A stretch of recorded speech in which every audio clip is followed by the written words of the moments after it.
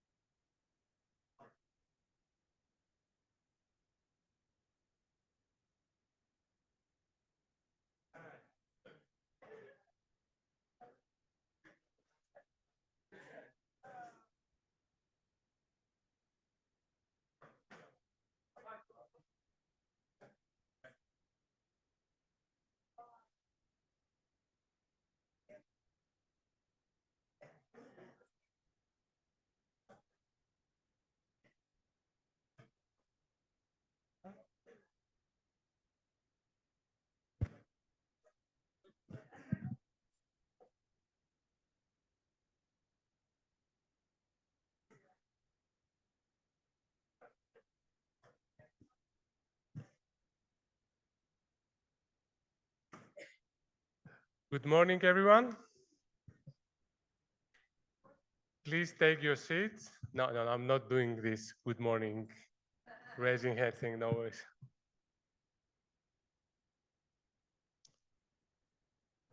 Okay, so welcome again. This is the second day of GEO Symposium.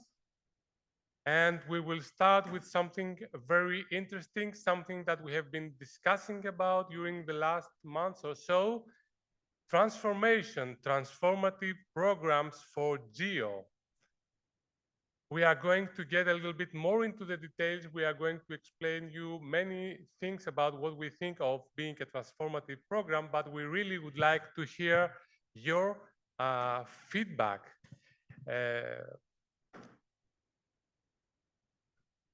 From this session, we expect to identify the main elements of what a transformative program might be in order to achieve some specific goals: efficiency, effectiveness, real impact, inclusiveness among those.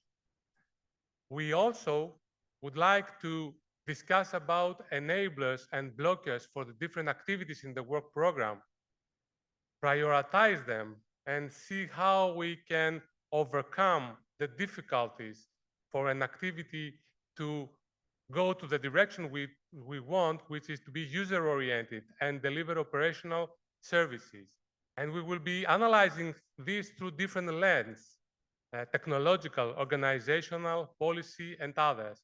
And at the end of the day, as soon as we have the whole picture, it would be nice to have the opportunity to discuss this whole collaborative framework where we can really converge Earth observation with other types of information and data, socioeconomic, the input coming from the users and the stakeholders, in order to deliver Earth intelligence and support really informed decision making in the different sectors. The structure of our session is more or less what I've described. So I will give you a brief overview of the new structure that we are proposing. Then we will have some flash talks given from different perspectives. One of our main users is our member states. So we will have a representative of a country give us their needs. And then we will go through different activities coming from let's say, different states within the work program, you'll see. And then hopefully we will have a very lively, not set up discussion about what is going to happen in the next period. We have already the call for proposal launched, so it's now a good opportunity to gain more insights about the call and help you make up your mind how you should be submitting your proposals. And actually, we need new ideas, new proposals to enrich the work program accordingly.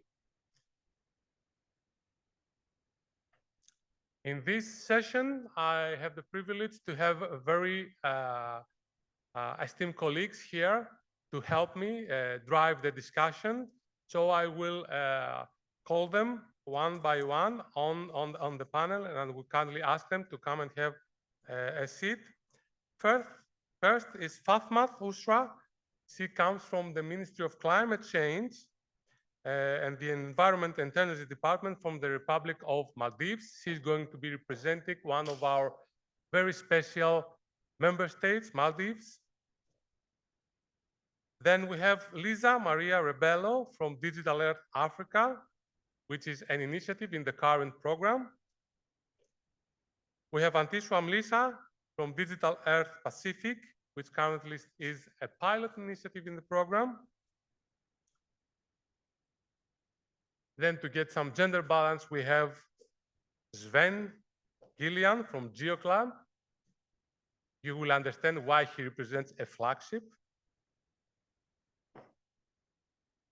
And final, but not least, Martin Clark from the Resilient Cities Human Settlement Working Group, but here representing one of the new accelerators, accelerators in the new terminology that we are having in the work program. Okay. transformative programs. We have spent hours and hours to try to find sophisticated, let's say, definitions of what a transformative program should be, might look like. And I think that at the end of the day, there is one message that culminates all of the ideas that we have been having. If you want to make the difference, you have to do things in a different way. You have to think out of the box and you have to act out of the box. It was mentioned also yesterday, and it was one of the main take-home messages. So this is what we should be doing. And the program board and the specific task force within it has been working the last months to come with a proposal of a transformative work program for GEO. And this is what I'm going to present you today. And the objective is that we are able to inspire you through this transformation that we are trying to bring. Because if you are not inspired and if your heart is not in the work program, then probably we will be failing in the implementation of the program. And then we have to experience, we have a transition period when we have to create all these transformations, make refinements if needed, etc. And such a transformative program should really cut across all the strategic implementation plan pillars, from the work program, which will be the main focus today, to the communication and resources mobilization, to the way that we do the operation and administration, to the community and the governance. And of course, at the end of at the back of our hand is how to achieve the strategic goals for GEO. Quickly remind you, transformative program, global equity, innovation, inclusion of youth, indigenous people, and other marginal population people. And at the end, how can we communicate and advocate the right messages in the outer world for GEO? After this, we understand that a transformative program is a program that really seeks for a significant change and a long-lasting change, and brings both structural and functional aspects changes in the way that we implement our program. So the drivers here you can see are aligned through three pillars: strategic focus and evolution drivers, integration and innovation, efficiency and sustainability. So the scope here is how we can co-produce with users and for users, as we say in ESAPE, in order to deliver services to strengthen decision-making and real-world impact. How can we enable prioritization of activities within our work program? How can we integrate the different activities within the program, but also how can we integrate the different types of information and data into one service delivery? How can we be efficient? How can we be effective? And at the end of the day, resources mobilization, the main aspect of transformation that we are seeking for. Having said that, we are ready to introduce you to the proposal structure for the new work program. We have made sure that we have maintained some balance with respect to the terms used so that we are all familiar with this. But also we have tried to make sure that the changes are there. One of the main changes, the newcomer here, is that we introduce the research to operation pipeline, a process that activities, when they decide to go operational, have to go through. So we have activities within the research to operation pipeline and activities outside. I will start with the ones outside. And I will start with the conveners. Convenience, just for you to make it easy for you, it's what it used to be community of practices, but not limited to this. It's the space where the geo-convening power needs to be in place and to be active. It's the place where you can have the discussion and you can let your ideas pop out before you decide the service you have to go for. It's also probably the place where the working groups are going to settle down. Then we have the activities within the research to operation pipeline. We have the pilots, we have the initiatives, we have the flagship initiatives, all of them having some clear criteria in order to land in one of those categories, and some clear evolution within this pathway. Of course, you see another rectangle there. It's called accelerators. Is what we used to call incubators in some years ago. And by that, we mean opportunities for some fast-tracked evolution of activities, activities that are initiated probably in a different way, either coming from a bottom-up demand or either coming from a collaboration of higher level institutions that have come closer to GEO or were triggered by GEO to have a common endeavor. And then you see also that we have enabling mechanisms.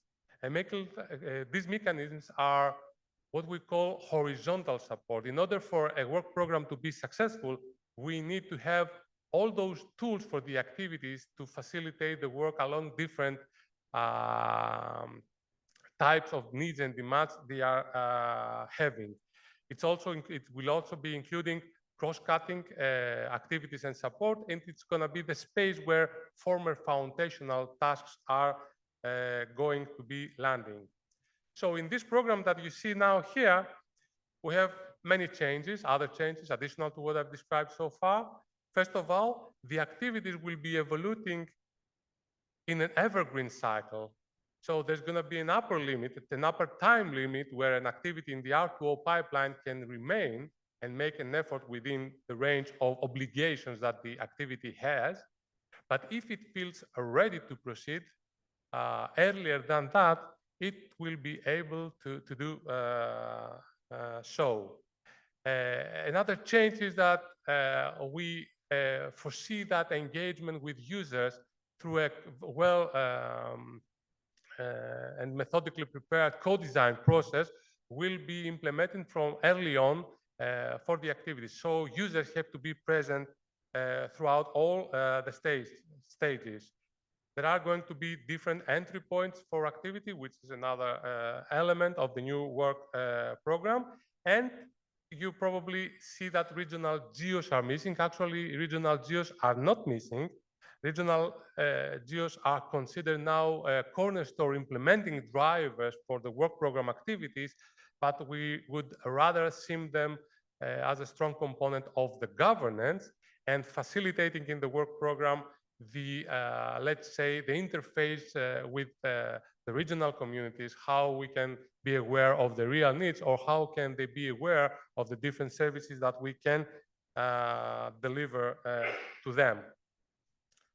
But one of the other demands of the strategy has been how to prioritize, how to integrate. So we have come up with this initial proposal for focus areas, thematic initially focus areas that you see here. The titles are not limiting. The communities themselves have to decide the different ingredients underneath those titles and the strategy of the focus areas. We consider them an integral component of the GEO work program, and we will see in the slide after this how this will be working. So we use them to organize the activities. We use them to enhance collaboration and synergies between different activities in the work in GEO. We use them to let's say, promote nexus works and collaborations within our program, but also we use them to align better with the 4 engagement priorities that we have in GEO. And here you will see how we consider them an integral component, because actually each focus area will be held having underneath a number of pilots, initiatives, flagships, and will be benefiting themselves from the enabling mechanisms. It's not limiting. It doesn't mean that one activity cannot fall within different focus areas, but you understand that we want to maintain all this interaction and all this flow of ideas and collaboration between the different activities. So I think this was the main part of the introduction. I think you got the first good idea about what the changes that we are going to be facing are about. And we really hope that we put more light on this through the flash talks that we have prepared. Okay, so the first speaker comes, as I said, from the member states perspective, and it's Fatma. Please proceed. And we will hear the experience from a country. You want to do it from there, or you want to stand in the podium? As you wish. I can just bring you.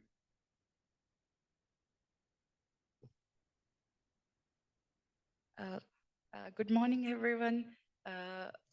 To begin with, I'm so glad to be here and very glad to be sharing the stage with experts who knows what we are going to be doing post 25, and also help us to achieve the goal of Earth intelligence for all. For those who don't know Maldives, we are a small island developing state in the Indian Ocean. We are a group of 1,192 islands, 26 atolls, and almost 500,000 people living in the Maldives. And we depend on our environment, our ocean, and the limited land we have. We have 90,000 kilometers square area in the Maldives, but only less than 300 kilometers square area is land. And when we are trying to live throughout this small land that we have and depend on the ocean, the vast ocean we have, what we need to learn about the environment and to promote what we have, we need Earth intelligence. We need Earth observation, the data we have within the system to be consolidated, to be available, open access, and so that we know how to conserve the area, how to conserve the biodiversity, tackle climate change, even the pollution. So I think what we are going to be discussing here, the transformative program of GEO, which is coming post 2025, is what we need and what we are looking forward. Yeah.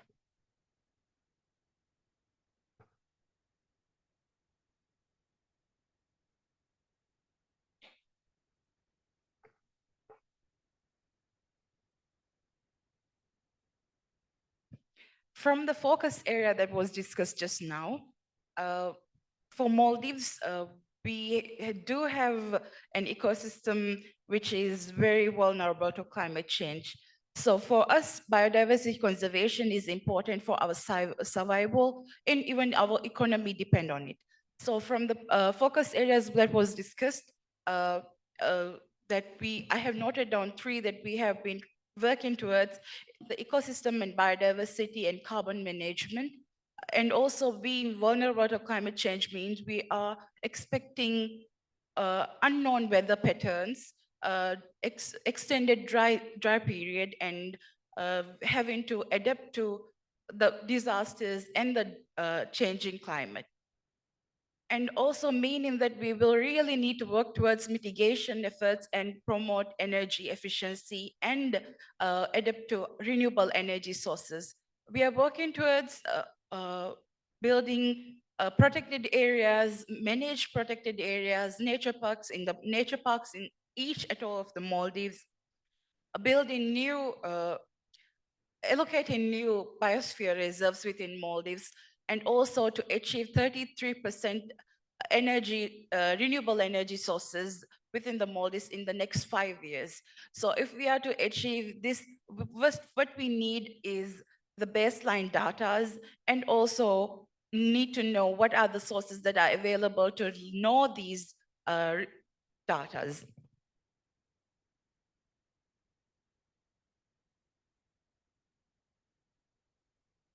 Uh, we currently are a GEO member state. We recently became one.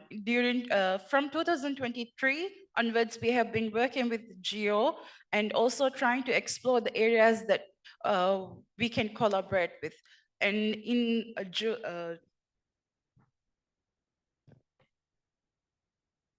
we have signed an MOU with GEO which is for the Global Ecosystem Accelerator for Maldives.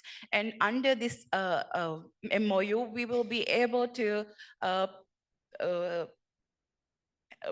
lay out and find out our ecosystem maps for the first time ever in the Maldives. I think this is a beginning that we needed, and we will be working towards, and this working towards development goals with these ecosystem maps. And this also aids us with the national development plans and also the conservation goals that we are setting. We are currently in the stage of developing our national biodiversity strategic action plan, and the targets that we are setting reflects the KMGBF. If we are to work towards targets and achieve the targets that was set by last COP, we really need to work with GEO and see what are the data which are available. And because of our ecosystem, how our ecosystem is, we are not able to focus without getting the needed baseline data. And if we are to work together with GEO in post-2025 work program, we will need to move beyond what we are doing currently. And I will be talking about the needs of Maldives in this with this transformative program. So what we will want with introduction to the new technologies that was and the innovation that was just discussed, and also we would want to engage our public and aware them of the resources that are available and the data, even if the local communities would like to initiate environmental programs or conservation within the islands itself. And also we would like to develop citizen science and all this to be a platform where we can engage and learn from the local knowledge that we have and promote conservation, environmental protection within our everyday life. Access to data source, I think that's one key thing that we have been discussing here. And this would be, for us, it would be equity and having access to data sources throughout the Maldives. And for us, it's important to have such exchanges with the GEO community and learn from other countries and their experiences. I can see SIDS here. We would like to learn from them about their programs and what they are trying to do in terms of adapting to climate change, conserving the biodiversity that they have, and also to protect what we have as an environment and live a sustainable future. That's it from me. Thank you. Thank you, Fatma. I mean, it couldn't be, please, yes, an upload. We are getting some very clear messages. We need data. We need capacity building to be able to use the data. We need to exchange more with you to know what's more out there, and we need tools in order to raise awareness within our countries. I think the message from the member states is very clear. So we have to see as activities now how can we respond. And we will move to the next flash talk, coming from one of the well-established initiatives in GEO, Digital Earth Africa, from Lisa Maria.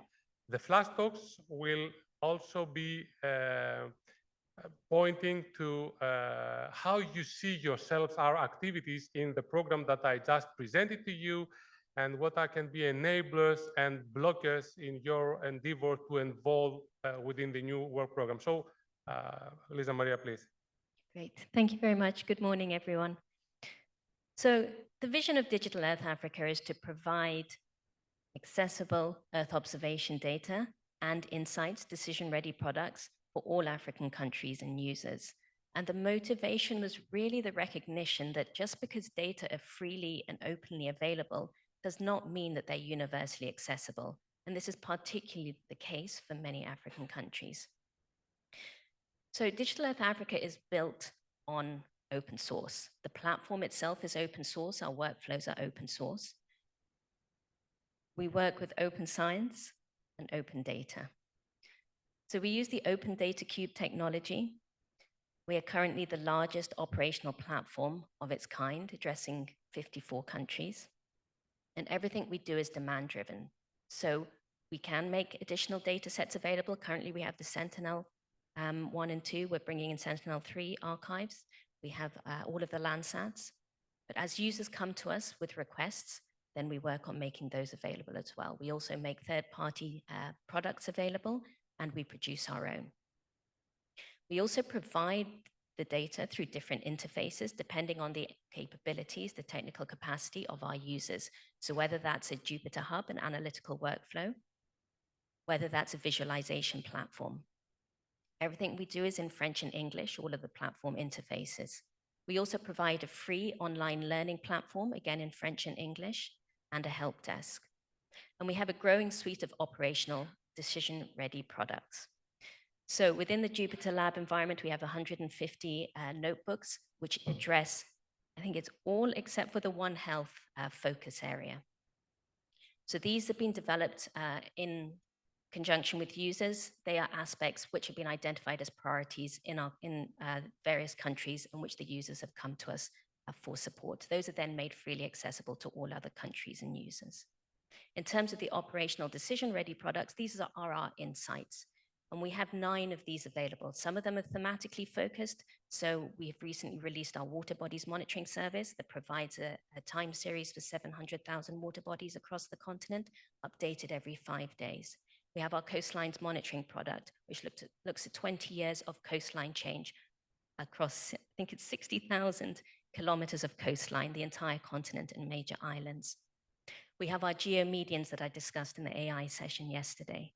So a range of decision-ready products that can also feed into further analytical workflows for our users. What do I see as the main enablers of us where we've got to so far?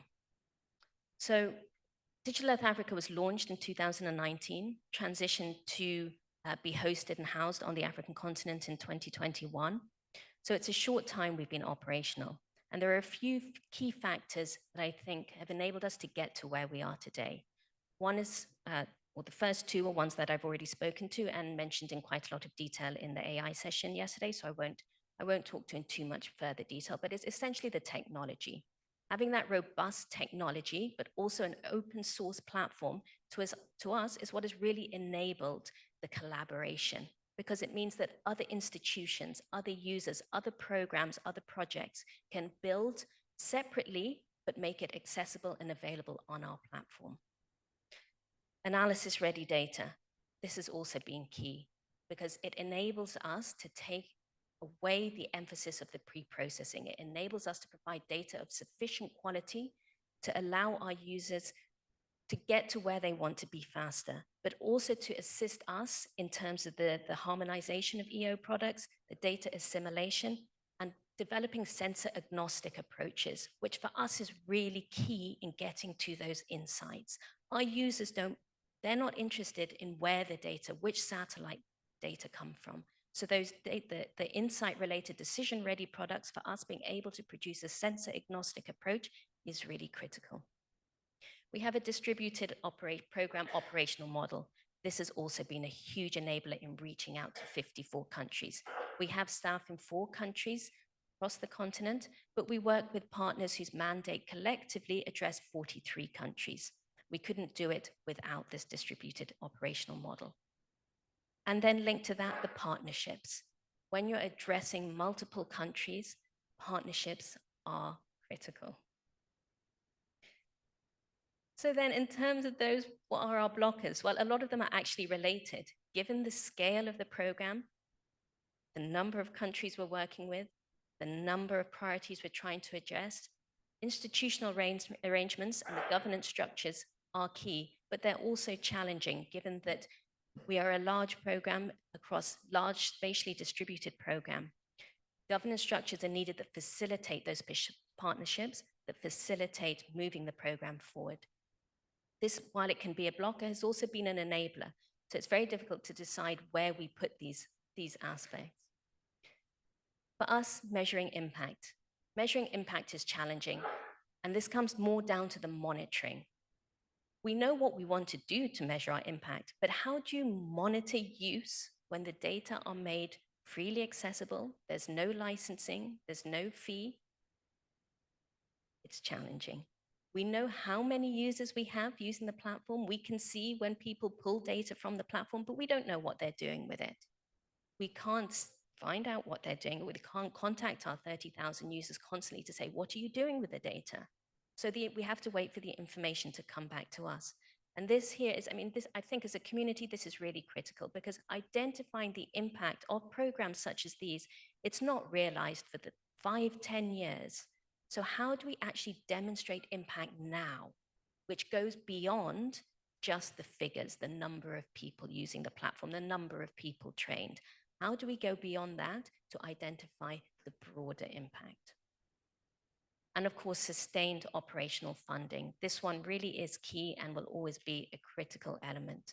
The sustained operational funding, not for the decision-ready products, but for the technology, the infrastructure itself, because this is not something that is very attractive to donors, to investors.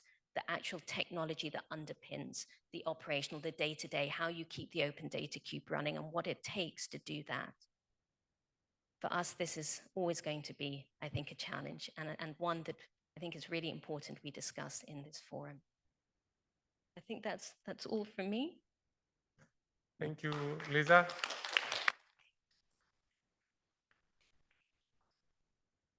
That has been an initiative, means studying at the middle of the research to operation pipeline. I think we have had a very nice description of where they stand. So let's go a little bit back to a pilot initiative, an early entry, let's say, into the R2O pipeline. And for this, we have Antishwa from Digital Earth Pacific. Thank you so much. Thank you so much. Good morning, everyone. I'm not sure what I can say after that presentation from Lisa. It's almost like everything Lisa said, everything Lisa said, everything Lisa said. The show yesterday reminded me of something, the Westlake show. Some of you have heard me talk about this one time when I fell in love with data cubes or digital earth. I might tell this story, more long version of it this afternoon. But for now, if you can just recall with me that wonderful mixed feeling, those mixed emotions when you're just falling in love with a person, between the things you now know certain are going to happen. Marriage, babies, the traditional expectations that we have of ourselves and our families. And that great anticipation of the unknown, what this new love could actually bring you. Digital earth, so I fell in love with it. In a conversation with Ms. Thompson, a government official from the Republic of Marshall Islands about Digital Earth Pacific, she tells us, what's keeping me awake these days is not knowing how safe our people are from the nuclear radiation waste site at Renewed Dome. We cannot open the discussions with the relevant government that left us the legacy unless we can prove there is change occurring around the site. The site is close to the coast, and part of the concern is because with climate change and coastal erosion, there has to be some form of monitoring that happens. The long anticipated unknown, the butterflies were back. I could hardly hold my excitement because immediately we opened up Digital Earth Pacific for her. The question was, direct me to where Renewed Island is. And because, with over 2,000 islands, I have not yet mastered how to navigate the geography of my new home. We got to the dome, load 2 decades of the coastline change product from Digital Earth Pacific, explain to her what the rate of change means, and how she can use this product to actually monitor the coastline change around Renewed Dome and know when to trigger the conversation with the relevant government. At that moment, I could see the butterflies transformed from her to me.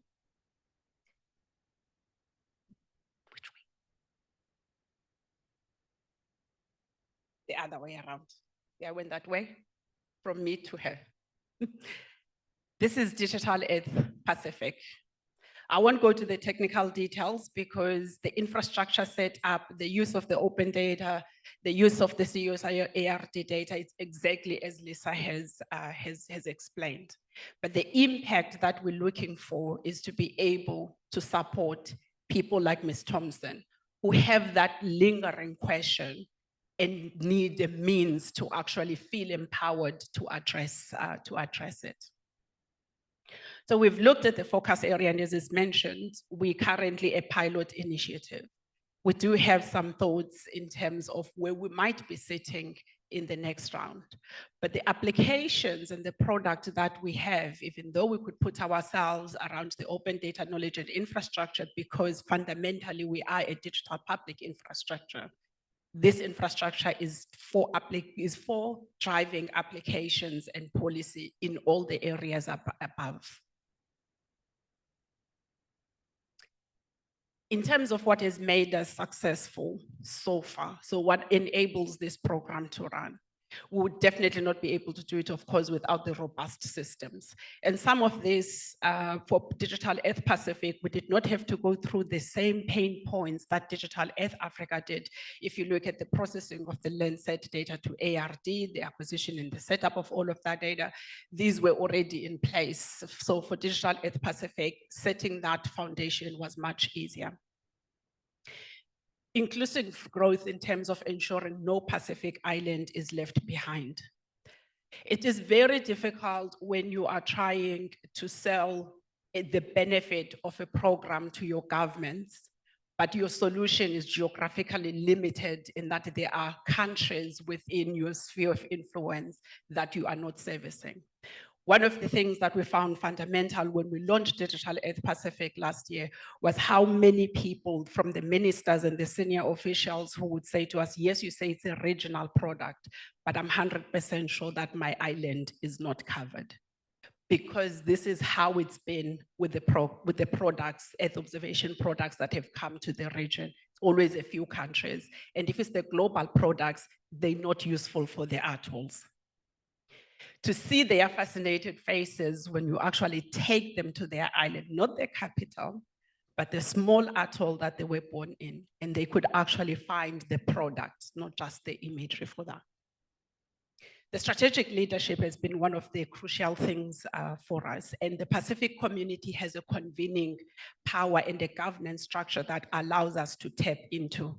It already reports to the foreign ministries of 22 Pacific countries and territories. So that's already set, that mechanism. What we then needed to put up was more at a steering committee level where we can get that direct, regular conversation on the strategic priorities, how we align with policy, and even how we prioritize which countries to go to for workshops and training, because we cannot do all of them in one time. And of course, skills and knowledge transfer and collaborative efforts, we absolutely cannot do away with the stakeholders that we found in this journey. Maybe I'll just go back to one, because there's one that has been quite crucial as well, the funding. Yesterday, we had Kate saying, you know, you need communication in order to attract resource mobilization. And this is partly why I was attending the Net GEO session as well, because we understand this fundamental. If you're going to attract fundraising beyond waiting for calls of proposals, because those are solicited. We're talking about programs here that almost needs unsolicited proposals. So it requires much more effort than your ad hoc projects and interest. We've had the privilege with the seed funding received from the government of Australia and also from the government of the United States through NOAA to take 100,000 of US dollars and Australian dollars and turn them into an over 2 million US dollar program at this stage. And a big part of that was that level of communicating the impact that this could have. But we're not done with that because we're not at the point where we can actually say we've got long-term multi-year funding. And this is one of the things that we need to engage with our funders more, that the short-term funding, this 3-year project funding, they're not meant to build operational programs like the Digital Earth. So we're needing the roadmap, for example, for Digital Earth Pacific is over a 10-year roadmap, right?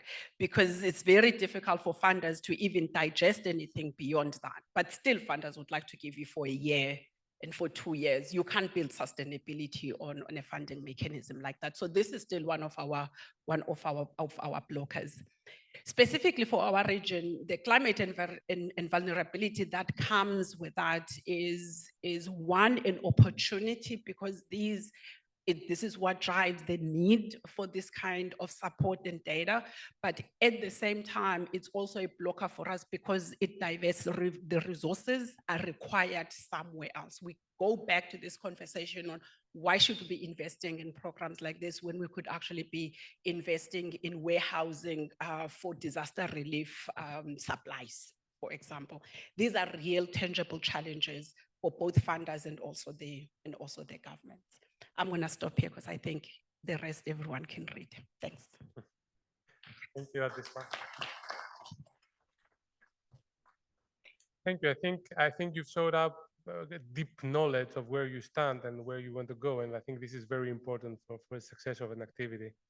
So we move on with Sven and one of our flagships, GeoGlam, some insights. Okay, thank you. Good morning, everybody. I learned yesterday that we're all communicators, but some are definitely better than others. And although I was in a storytelling workshops also on Sunday, I'm not quite there yet, I think. With this, so the difference is going to be big between the approach of Andiswa here and mine. But yeah, I don't think I'm going to tell anything new here. But let's see. Also, when I started, I was wondering, do I need to introduce GeoGlam to the community? We've been around for quite some time. I think everybody, or most of us, knows us. But quickly, one slide about who we are. And I think, Evangelos, we have an issue because I introduce ourselves, GeoGlam, as an open international community of practice focused on agricultural monitoring. But I saw in your slide that the community of practice is actually outside of the RTO line, but we're definitely in there. We're definitely in there. And we have a number of products. We have more than over 100 contributing institutions. We have a number of products. I think one of the most known is the crop monitor, where lots of people actually contribute. There's different tools, different mechanisms that underlie that system. And then we contribute in a collaborative way to come up with this monthly information on the agricultural situation at a global scale. We also have high resolution mapping, global crop type mapping, etc. We do quite a lot of capacity building and co-develop for all these techniques. And then if I look at the initial focus areas that were defined, I actually come to the conclusion that we actually cover all of them, or we touch upon all of them. Not sure if that's a problem. I think you mentioned that it's even good. But of course, it's clear, agriculture and food security, that's where GeoGlam would for sure fully fit. Water and land sustainability. Yesterday in the session, we had Jippe Hogeveen from FAO with the WAPOR database, big contribution to GeoGlam, but definitely fits in there. Ecosystems, I think in the AI session, one of my co-chairs, Professor Wu-Ming Fang, explained about the agricultural ecosystem atlas as a contribution to the global ecosystem atlas. And I can go on, early warning, climate, disaster risk. And so it's where we all touch upon. If I then go to what are the enablers of for GeoGlam. I think it's just the fact that we're a very lightweight structure. We're an open system. We're a very flexible structure.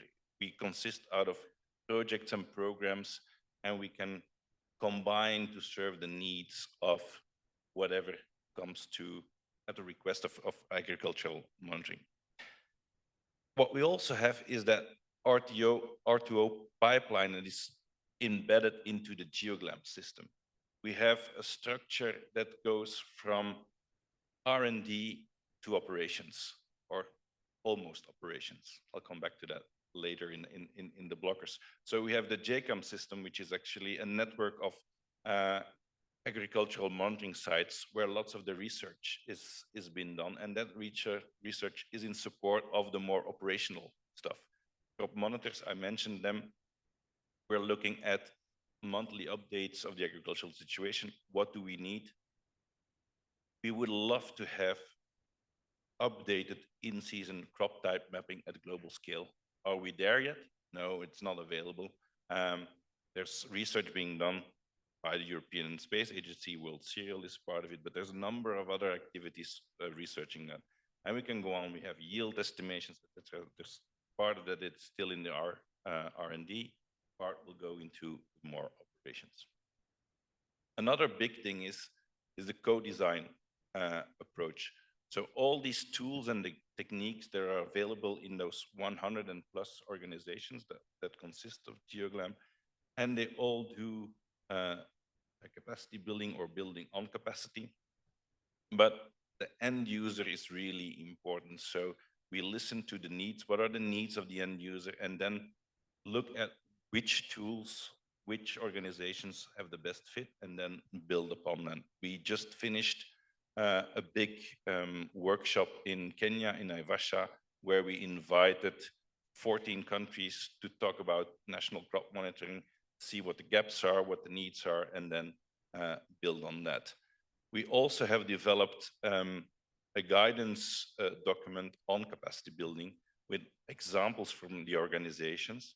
And a big thanks to our colleagues from CropWatch. We have that now translated in Chinese as well, and it's going to be available on the Geo Knowledge Hub as well. So all the information, all the tools we use in GeoGlam are, the open source tools are available on Geo Knowledge Hub. So that's also very important to us. So there is already webinars that were executed and that are recorded, and people can go to the Geo Knowledge Hub and look at that. And then for the blockers, yeah, nothing new here. I think it's been mentioned by everybody, like sustained funding and resources. And it's not only financial, but also human capital. We do a lot of capacity building. We do a lot of co-development. You train people in countries, but of course, these people don't stay there. They move on. And so I think this is also where, I think it was yesterday in the youth discussion as well, where we need to involve more universities to get that how do you say that? Not only a pipeline, but that big base of people that can actually do the work. When somebody moves up or moves out, there's people there that can take over the job. On the funding, I want to highlight, I think it was Frans yesterday saying that there's enough budget, and that's absolutely true. There is enough budget for certain parts, and I think it was mentioned by Lisa, more on the infrastructure-wide part. I want to come back to the semi-operational stuff. I think for the research part in GeoGlam, we will always be able to find funding. There's big, like in Horizon Europe, ESA funding, NASA funding, Chinese funding. For the pure research thing, always going to be funding. But that next step to moving up the pipeline, that's where the difficulty lies. That's where we need something new to get the people going there. Communication, impact assessment, communication. Like I said, some people are better at it. I think we need to improve that as well to get to that next step. impact assessment is also a big thing, and I think it's similar to what was said.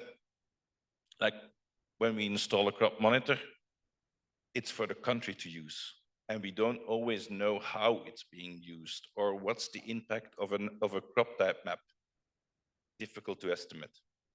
And then another thing that I want to highlight here, that's also something, is ownership and competition. What I mean with that, since we're always in that project approach, after 2 years, a new donor comes in with a slightly different view.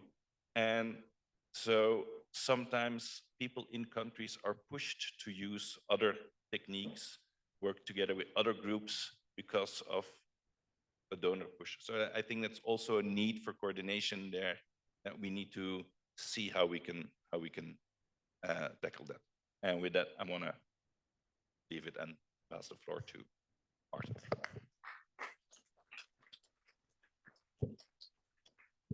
Okay, thank you, Sven. Actually, you've touched upon quite an element of how can you consider yourself a community of practice when you are having services, operational stuff. But I think that's one of the essential changes that we are trying to bring in, that you can still maintain your convening power as a convener, whereas throughout the course of your progress, you come up with ideas and you push the ideas through the R2O pipeline. So it's compliant with the new program as soon as we get to this.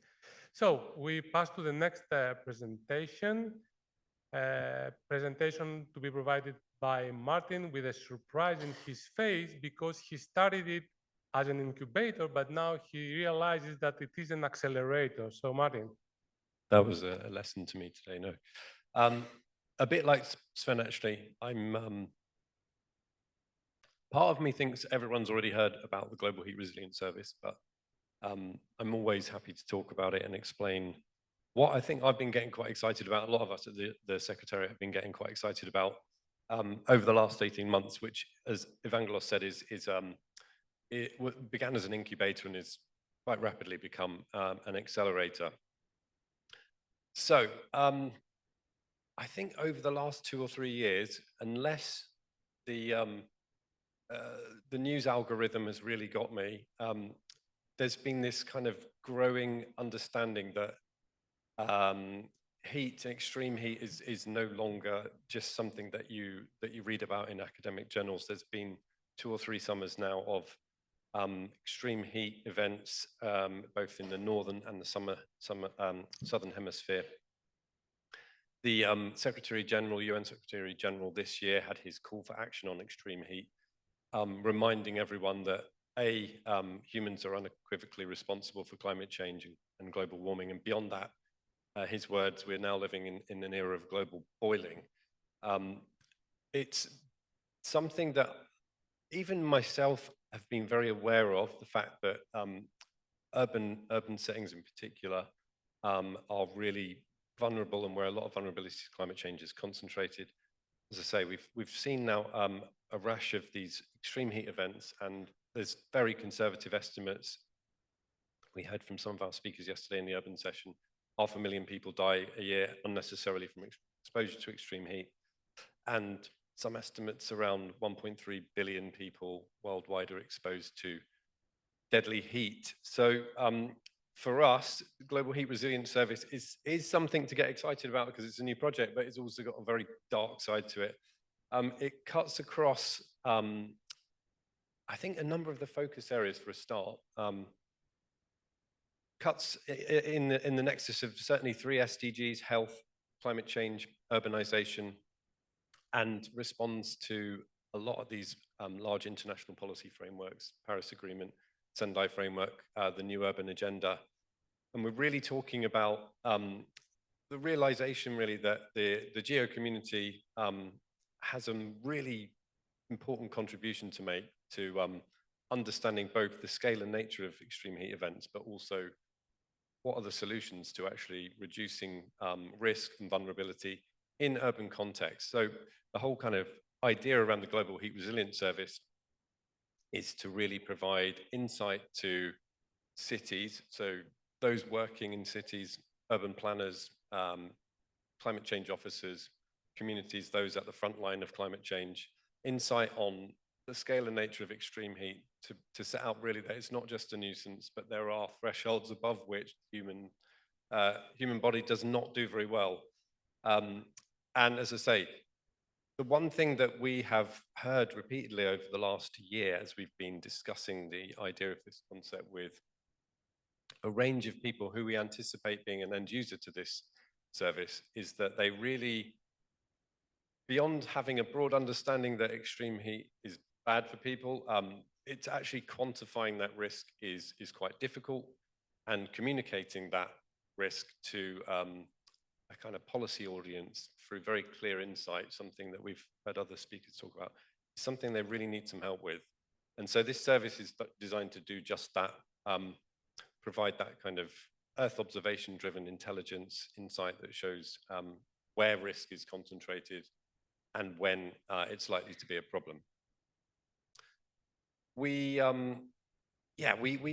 got something like, as I say, 18 months, 2 years of thinking about this concept under our belt. And that's given us the opportunity to really engage with end users, first and foremost, to begin to understand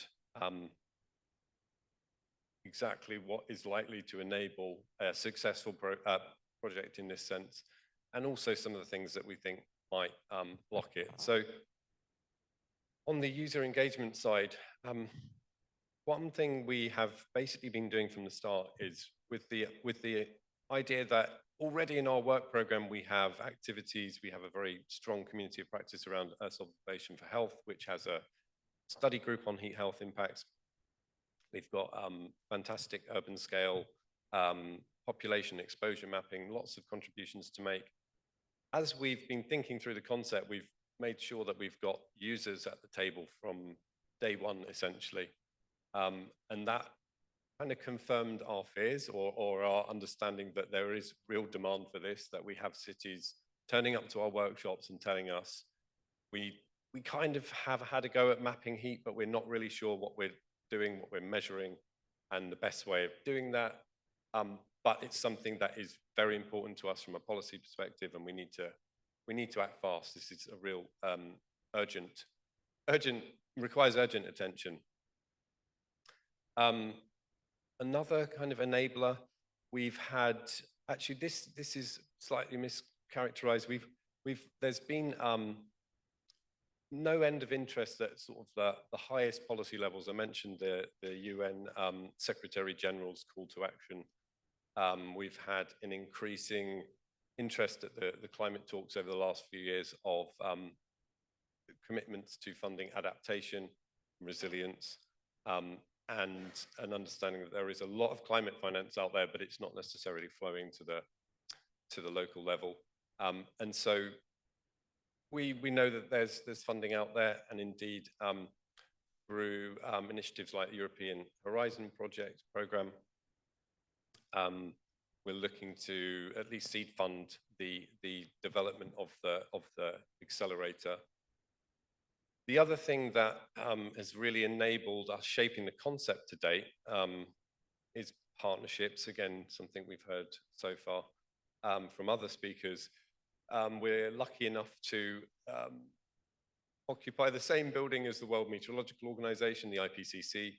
We've got some very interested, invested colleagues at the WMO who have been helping us think about the science behind how you measure heat and health risks.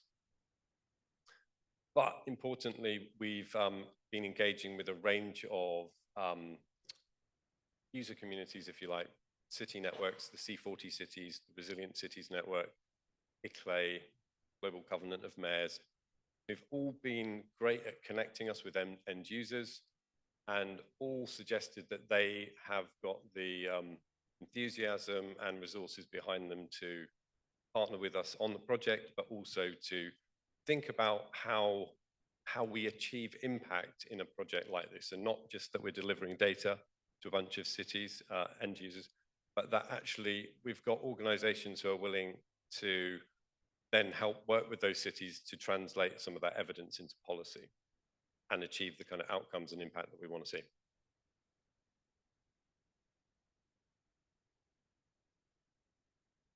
Oh, preemptive strike. So on the blockers side, yeah, again, it's a very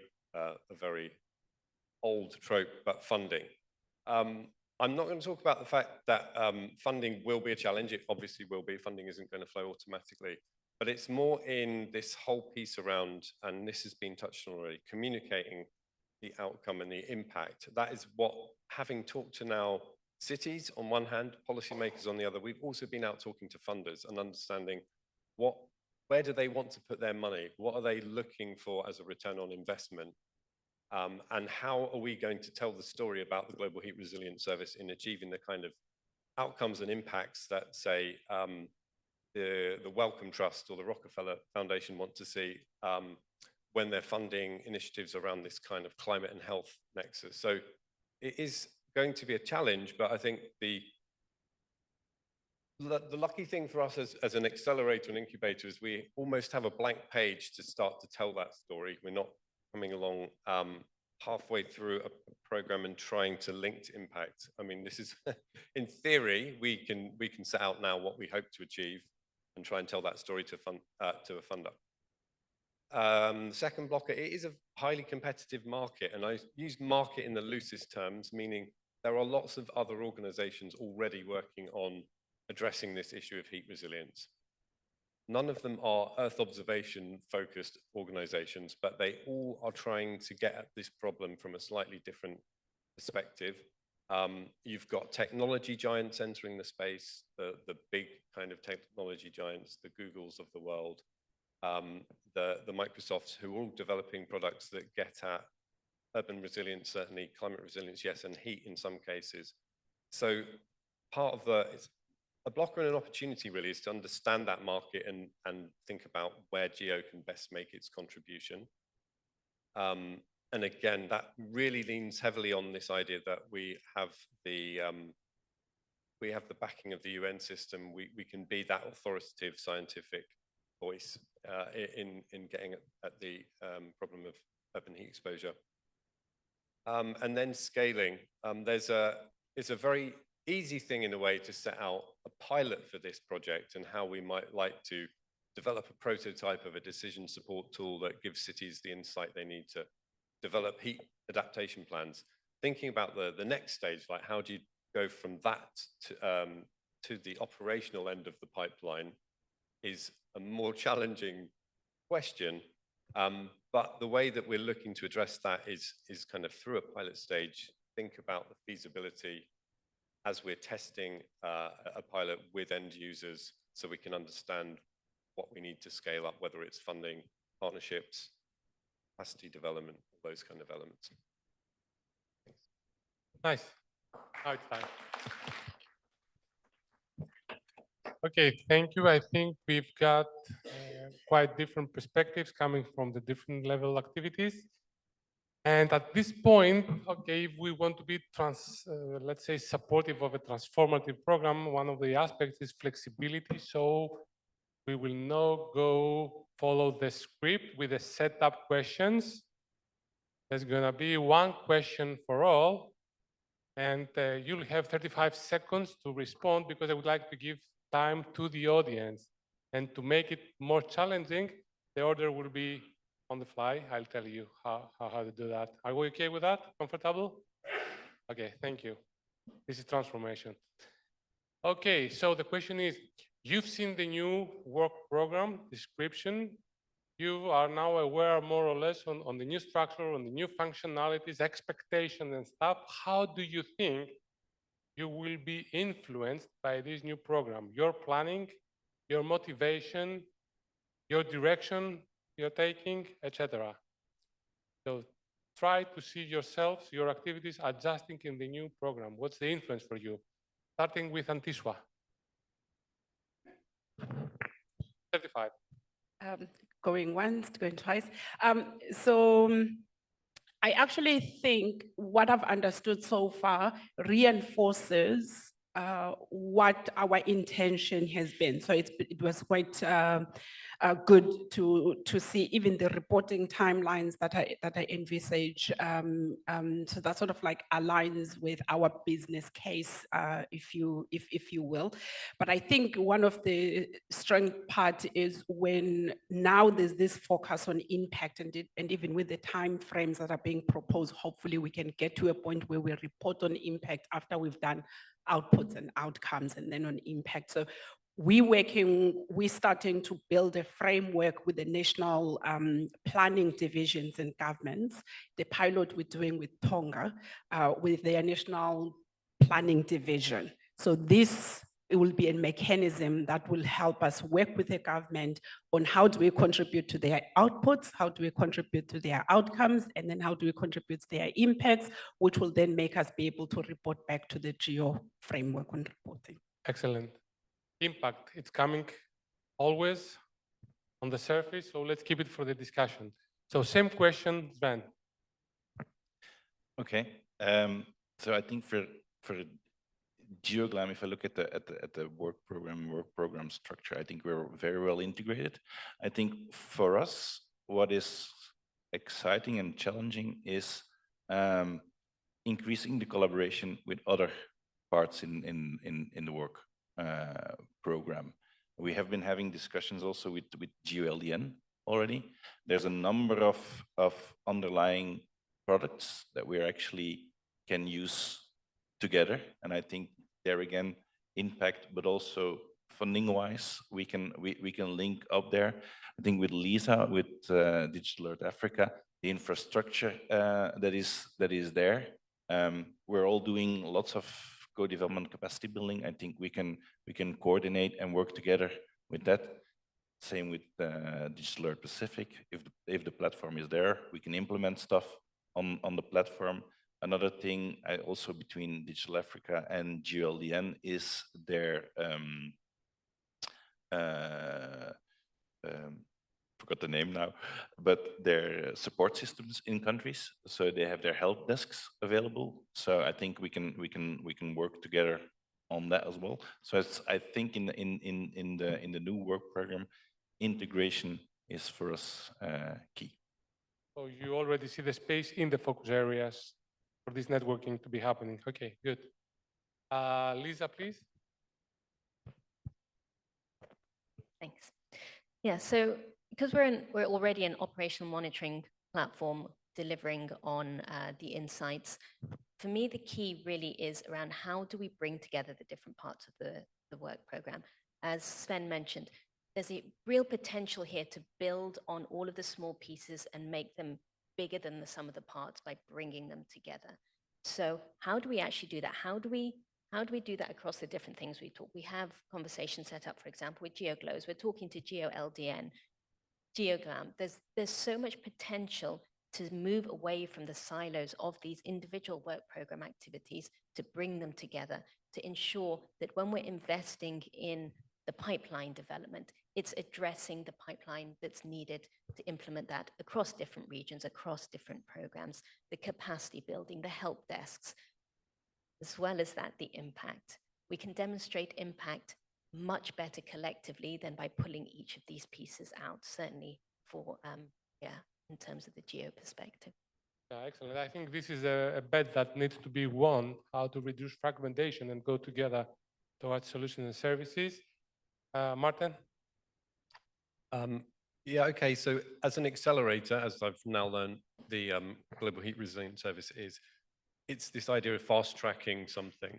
But at the same time, I think we've realized that in a way, and this leans into GEO's convening power, is that even through some of these early sort of design activities we've been doing where we've been bringing users together, that one of the sort of unintended benefits, if you like, has been some convening and matching of user needs to the supply of some of the existing products and services that our work program offers. Even at one of our workshops in February, we had kind of city officials standing up saying, but we're desperate for population data. And in the other corner of the room, we had the Human Planet Initiative stand up and say, we have that data for you and I can give it to you today. And this kind of light bulb moment went on. So although we've got this very clear idea for the service we want to build, we're also seeing some of these other things happen where we've been able to get lots of interested and interesting people in the same room. And as I say, matching the supply and demand. Interesting. Okay, thank you. And it's very encouraging to see that everybody seems to be very comfortable with what we are proposing up now. So Fatma, I left you at the end for a very good purpose. You can reply to this and also let us know if you feel more confident and you have more expectations now that you have heard all of this new information. Yes, with the 2025, post-2025 work program, what our expectation is to see more collaboration with the GEO community. From what I just learned from this panel, I have learned a lot from the Pacific and Africa, because from what they are doing, these are things that we are to start. And if we are to work on achieving the targets that we are setting within our country, we really do need to learn from them. So I would like to see synergies between the GEO programs that you have, and also collaboration within the regions and the other countries that they are currently working with. And also I would like to see that collaboration within our community, not only the other countries, but within our interagency communications. I would like to see that the ecosystem mapping that we are going to do, that will reflect our planning, our development goals that we are setting, also even the collaboration within our islands. So that's it from my side. Okay, thank you. So more events, the regional GEOs needs to be activated, spread the word all over the world so that people know and can follow. Okay, we finished the discussion here, and we open the floor to the audience to have some questions for the panelists, or in general for what you have heard up to now. So please. We have France first.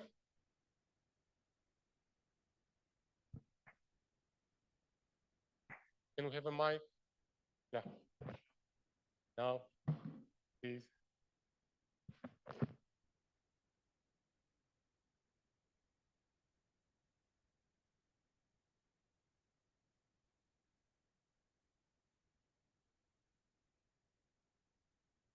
No. Can you give the other mic, please? Not working. You can get mine.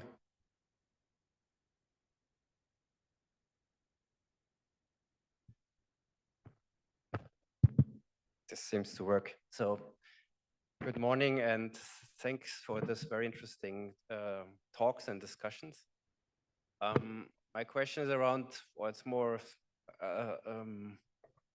idea to discuss a problem that seems to be a repeating problem. It's about the operationalization of these activities. So it's one important aspect of the new GEO work program is this R2O pipeline. At the end would be the O, the operationalization.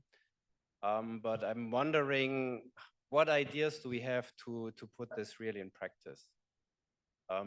Funding is an issue, but I think what may be required as a suggestion is to bring in operational service providers, because at the end of the day, that will be the only way of really guaranteeing long-term sustainability of those services. And that will be organizations like Copernicus or bed services or something like this that can really provide these operational services. How do you want to, or do you have other ideas, or how do you want to bring them in? Yeah, thanks. Someone wants to take it up? Yep. Well, I can try, and I think Franz is right. And but for instance, Copernicus, and we already talked about it. And this is really a European perspective. I'm sorry about that, but like in Europe, you have Horizon projects or programs, which is R&D, and you have Copernicus. And in a previous life, I worked for a company that did quite a lot of the Copernicus services. So I know what the expectations or what the requirements are to become Copernicus service. And there's a huge gap between this part, the R&D, and an actual Copernicus service. And I can imagine that in other parts of the world, there are similar things, but it's that part in between where we're lacking funding. And I think it's similar for donor organizations as well, because if you come with an idea in this space, the reaction is mostly, oh, been there, done that. Why would we support this? So I think it's a good exercise to do on how we're going to fund that part. To be honest, I have no clear idea, but I think we need to reflect. Yeah. However, if there's anyone else from another region that see blocks around the model that has just been described, please feel free to intervene and give us your experience or view on this. In the meanwhile, we proceed with the next question coming from Jana. Actually, I do want to pick up on Francis' point, because you're right. I think we have to be looking at what is the solution to that if we are going to provide the sustained operations. I mean, I think today, in today's context, we're seeing a couple models. GEO service runs on ECMWF, which is the public infrastructure that provides that operational service with the 24/7 guarantee. Digital Earth Africa runs on AWS, which is also providing it with that operational capability. We had the offer from the deputy mayor of Hangzhou on behalf of Alibaba to leverage the network of Ali Cloud. So I think there are these options between the public and private infrastructure providers. And that's really, I think, it's not a trivial question. I think it does indeed require us to take a close look at what could be that optimal architecture in the near term, in the midterm, in the long term, which ones could be more suitable for this bridging phase, which ones are more suited for that long-term sustained operations. So that's just to reflect on the question. But I wanted to say first, thank you. Really such a good discussion. I heard towards the end, this again, let's integrate, that's the opportunity space. I want to ask you a question. Are you ready to sort of make a pact and agree that in response to our current call for proposals, 2, 3 of you may potentially put together a proposal that integrates a GeoGlam product with an LDM product or whichever you pick, even as a little accelerator, a little pilot, a little something? Like, are you guys kind of at that place where you feel comfortable to actually try and see what that looks like? So that's a question. And then my final thing is question/proposition. You know, when Digital Earth Africa was being conceptualized, the economic assessment that was done, this is on the topic of the impact assessment, which so many of you mentioned. I think that study that was done and published by the World Economic Forum that provided that assessment of economic value that Digital Earth Africa was going to unlock had a role to play in securing the funding. And a thought that I have been kind of nursing for the last 18 months, ever since we started to write the strategy, was, would it be helpful, and I'm interested in your views, if there was a study to be commissioned to assess the economic value of, let's say, a select number of GEO's initiatives that are in that flagship kind of space? GFOI has been already providing and returning results, very concrete, but because of the same issue, it's all open public, the links back to where it came from are not very evident. So could we envision us commissioning a study of the socioeconomic value of GFOI, GeoGlam, GeoGlows, you know, 3, 4, for us to use then in this communication, very similar to the way it was done for Digital Earth Africa. I do think it would have to, again, it would have to come with a cost because it would need to be commissioned to an entity that could develop that methodology and implement it. But if it were to be a kind of a proposition that interests your steering bodies, that kind of gets picked up as an idea from your governance structures, and we could put together a joint proposal, perhaps our donors would be willing to pool resources to pursue this kind of an assessment. We have never done this. This could be a first. And perhaps it could play a significant role in telling the story of the value that these initiatives unlock for societies and economies. Yeah, I think this is part of the criteria that we're preparing. We have left it out probably in recognition that it's difficult to have this assessment, but it's definitely part one of the key points for evaluation of the activities. Are any reflections on what Jana have said? Get the mic from there, please. Then we have two more questions, one on the top and then Mark, and we are close. Yeah. From a Digital Earth sorry, Pacific go ahead. perspective, that will definitely be a yes. So we use the Digital Earth Africa economic case quite a lot, and now we started thinking that we do need to get to a point where we can actually have one that's talking about what Digital Earth Pacific can do for the Pacific, and maybe even use different products. So some of the products we're looking at the illegal mining, but a different product, what would it actually look like? So that will definitely be a yes. Okay, good. So we don't have to reply about the wedding proposal, but if there's going to be a wedding, we are all invited, I guess, for a common proposal. The question over there, please. Yeah, thank you. This is Meng from University of Maryland. So thank you. This is a great discussion and appreciate to share your experience and perspective. And my question is that given the variety of community and come from a different region and the challenges that they are facing to, what would be the most efficient way to customize and transform this technology or scientific research into practice, especially to satisfy different users and community and to scale the benefit? Thank you. Thank you. Quick reflection.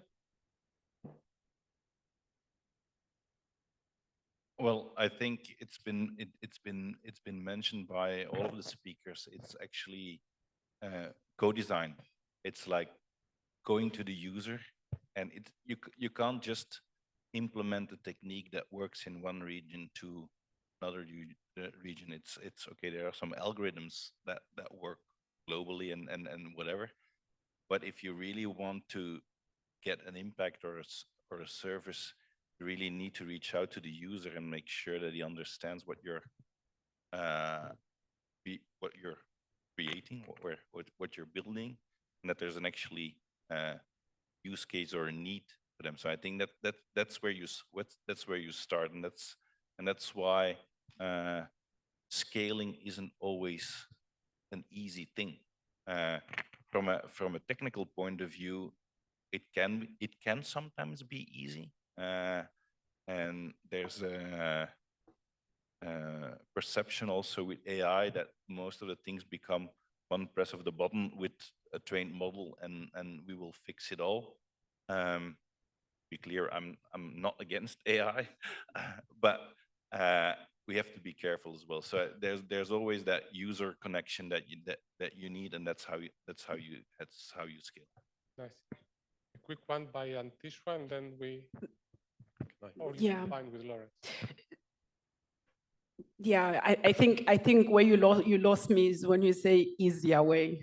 I don't think there is such a thing as an easier isn't easy because when it gets to the user engagement, it takes time. It's a slow process. You have to be patient and you have to dedicate the resources to actually do it right. So I don't think there's an easier way, but in terms of the systems and the algorithms and the infrastructure, we've proven that we can do that. So if we look between the digital ads, actually even the other digital ad programs, that we found mechanisms of leveraging, but to tailor the products and the services for the different user communities and regions. There are things that Digital Earth Africa did very well, even on how to do the partnerships with implementing partnerships. That mechanism doesn't work for the Pacific for a number of reasons. It was fantastic for Africa and it's needed for Africa. We tried it in the Pacific, totally doesn't even take off the ground. So it's investing that time. There's no easy way out of it. I think that's what I want to say. There's no easy way out of it. Is it on this we're discussing? It's not a new question, right? Can I just come in? You talking to me? Yes.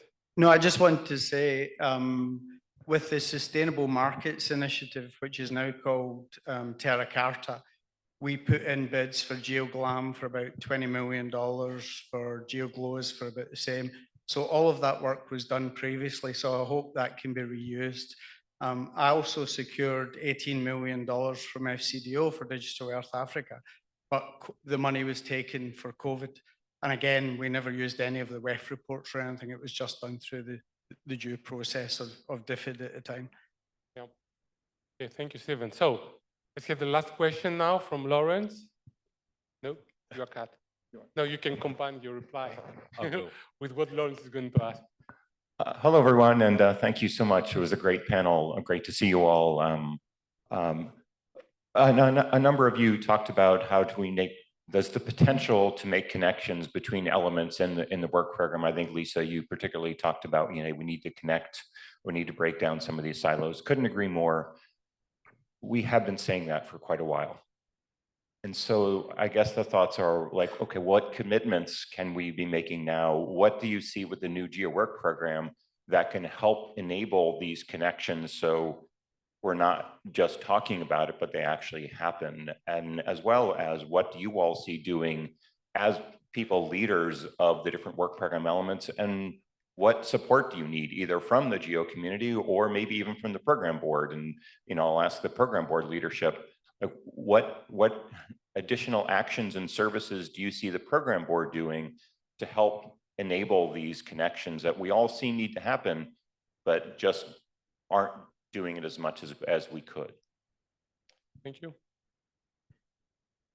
You wanted it. The previous question or this? I'll try and answer both. Yeah, we tried to cover that topic yesterday, Lawrence, in our city session. Like, what should we be doing as an organization to stimulate, foster some of these new activities? And it was quite a broad discussion. It wasn't just that we need technology partner or funding, obviously. There were a whole range of things.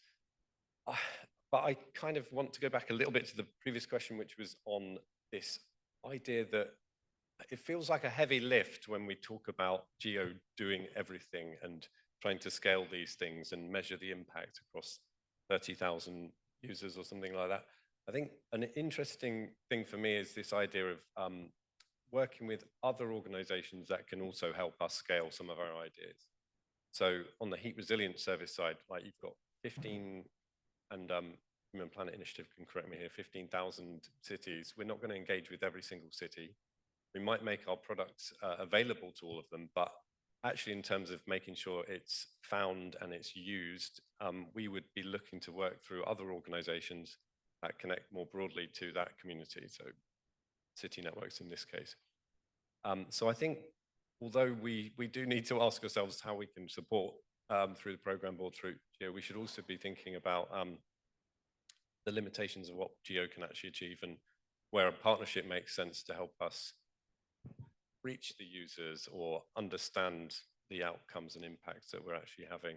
Because it is a very overwhelming task, maybe, if we're looking at it, doing it on our own. Yeah, but also trying to reply your question, I think we are sitting well on this aspect. the restructuring of the working groups, the initiation of conveners is in this direction you are talking about. We have projects implementing co-design methodologies, so we can combine those methodologies and probably create one enabling mechanism to support all the activities, get tools and knowledge about how to engage, how to come closer and things like that. So I think in this direction is what we are planning. Well, I'd love to, since Lisa brought it up, I'd love to get her thoughts on it, but I'm also wondering, program board, when you see connections, what authorities do you need to help drive the connections? If you see the potential and they're not happening, how can the program board help motivate that? But I'd especially like to hear from Lisa since she brought it up.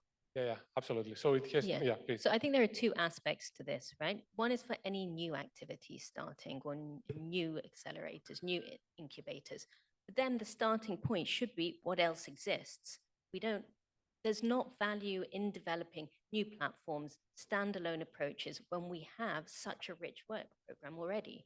To capitalize on what already exists and use that as a starting point.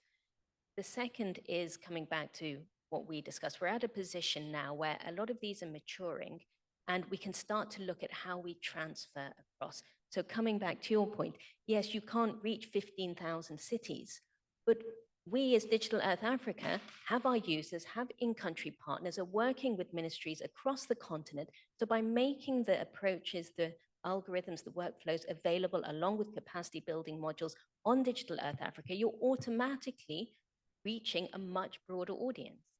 So that's what those 2 points, my suggestions. Okay. Thank you. Okay, I think we should close it here. We need to spare 5 more minutes for very important information coming from Wemple, because we have launched the call for proposals. So now you'll see what you have to do along the line we have been discussing. Pointer.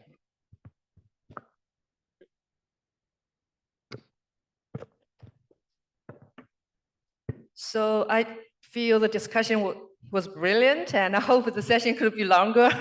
And I wish, I don't take this 5 minutes to speak. But so what I'm going to talk about is less sexy procedure, but equally important. What you need to know about applying for new activity, or you want to continue your activity, but in the new framework. Evangelos has already mentioned we launched the call this month on the 16th. We have a dedicated website. You can take photo of this, know the link, where to go, and there are detailed guidance on the website. What are the changes introduced in the new work program? What are the terminologies? And what are the criteria for each of the category, and what are the obligations, reporting, monitoring, and evaluation? What is the timeline? There are also offline version of the templates associated there, but the proposal will be submitted in an online system. I'll skip this. I think what is important here, we are going to implement a 2-stage proposal process. It's divided, by the Global Forum next year. Before the Global Forum, so we will only require proposal answering, questions for core informations, so that the PB review teams can decide, okay, so are you a R2O pipeline activity, or are you a more convener, and what level of the maturity the activity is. And after that, after the Global Forum, you can provide more information. So this is an online system. And actually it captures, all the what's in the criteria. And for the R2O pipeline, so there's what we call the Earth Intelligence Maturity Readiness Metrics. And you can, by answering those questions, actually provide information to kind of do self-assessment, but also provide sufficient information for the PB to, help you evaluate what status, what stage these activities are. So what will be called in this call for proposal? It's the conveners and R2O pipeline activities. So what are not included at this stage is accelerators and also enabling mechanism. And what are not included in the work program at all, it's the regional GEOs that was previously in the work program framework.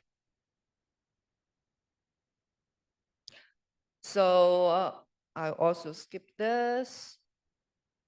So these are the kind of criteria for the R2 pipeline. So there's a detailed table you can find on the website, but it covers 5 main parameters, including the technical readiness, the user engagement, the impact.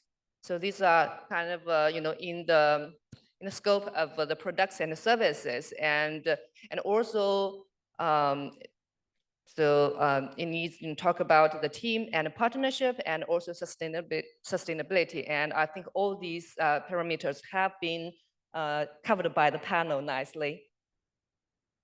And there are also criteria for conveners, but it's in the much simpler version. So, just you need to identify what you will do and concrete timeline and deliverables, and the team should be, more self-organized, and what kind of activities, for the current activities, you may want to fit into the convener. So if you don't have a concrete product or service to deliver, but you are an active community, so that's the way to go.